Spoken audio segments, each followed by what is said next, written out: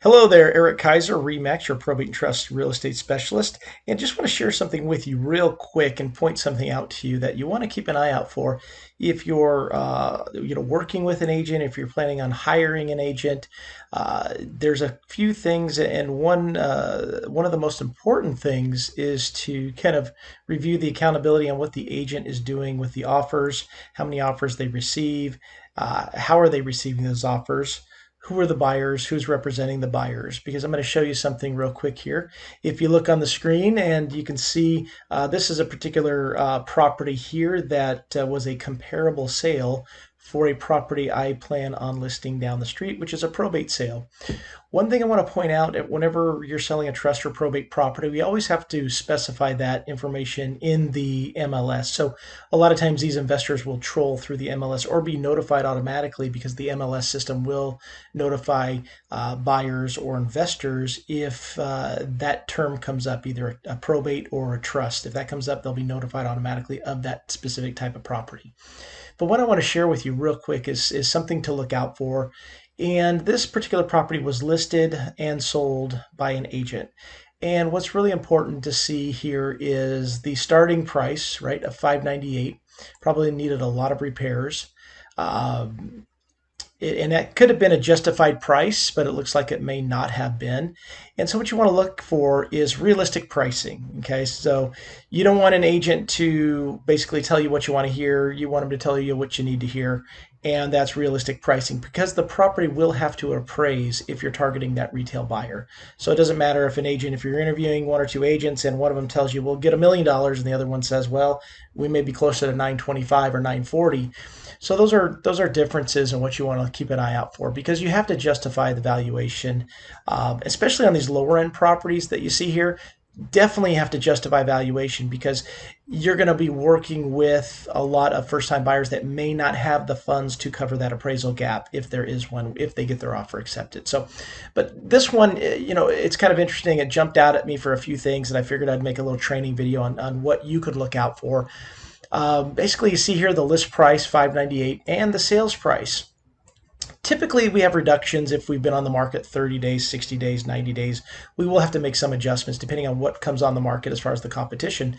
But you can see here, the original list price, 598, dropped to 500. Now, what's really important here is you want to look at days on market. Okay, these are your days on market. 10 days on the market is not a long time to figure out what the value is from receiving offers from buyers. It's crazy. So this agent listed this property, and I'll probably remove some of the information from this sheet from this video, so it's probably private. I don't want to share the agent's information as far as their name, things like that.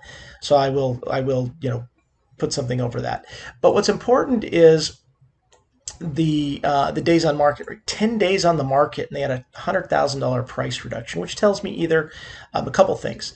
The agent was able to obtain this listing by promising more money to the seller, which is, it's kind of one of those tricks that some agents try to leverage to get the deal, to get the listing to work with you, right? And then you can see there it closed at 500,000, right? So it's just, it makes me sad to see that. I could see maybe if it was on the market for 6 months and you had multiple offers and it justified that and there was no fluctuation in the 598 price. But for this to happen 10 days on the market, it just doesn't make sense to me. And I'll scroll down and kind of share with you that it is the same agent. I'm not going to disclose the name, but I just want to share that information. So there you are. You can kind of see I can put the same company or brokerage there. I don't think there's an issue there, but I don't want to point out who the agent is. All right, so that's important. I was also able to look this agent up on Zillow and see that they do have some experience and they sell under 10 homes a year. So that also tells me that there should be no drastic fluctuation in a price like this. This agent should know what they're doing. They work with equal amount of sellers and buyers. Which is very concerning to me that this would happen.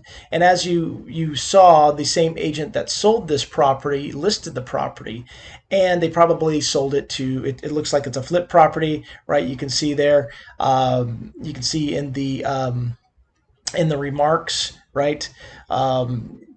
it needed a little bit of work. There's only one photo up, so that tells you that probably the inside is looks like the outside. They probably didn't even have time to take any photos, and they just wanted to get rid of it, which is a terrible thing because I think they lost probably 30,000 or 40,000. I don't think the value was at close to 600,000. I think it was based on the lot size. I think it was probably about 530, 540. And it's a shame that they will never know, right?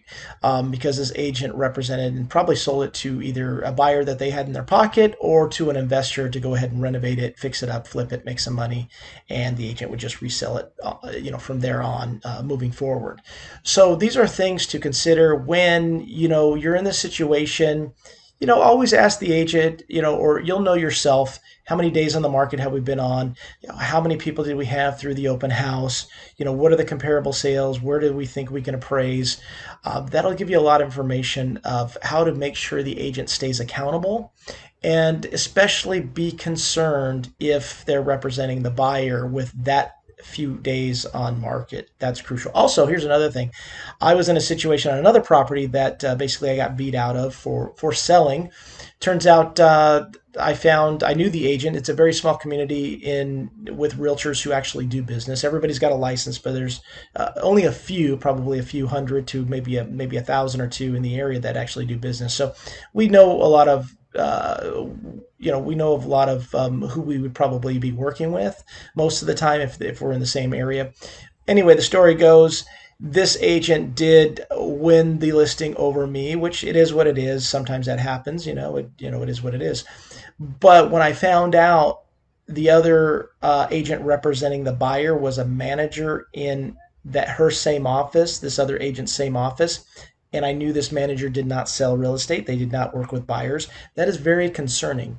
So anytime you'll receive an offer from someone else in the same office, that is also something to be concerned about, and just make sure you're double checking everything, because if you don't know who you're working with, they don't have a strong track record, if they're not accountable to maybe the people that actually referred them to you, very, very important. You could lose thousands of dollars. And I just want to put this up there because when I see stuff like this, I figure I need to just educate people through that process so they can understand exactly what to look for and some of the things that maybe they should question. Because a lot of times, people just don't know, right? They're gonna look somebody up online and go with them, but they don't know really, how to value their services and what they do. So I try to help you and anyone else watching this video on a few things of what to look out for when you're reviewing offers. Thanks for watching. If you have any questions, give me a call anytime. I'm always here for you. You can reach me at 855-423-5100. Thanks for watching.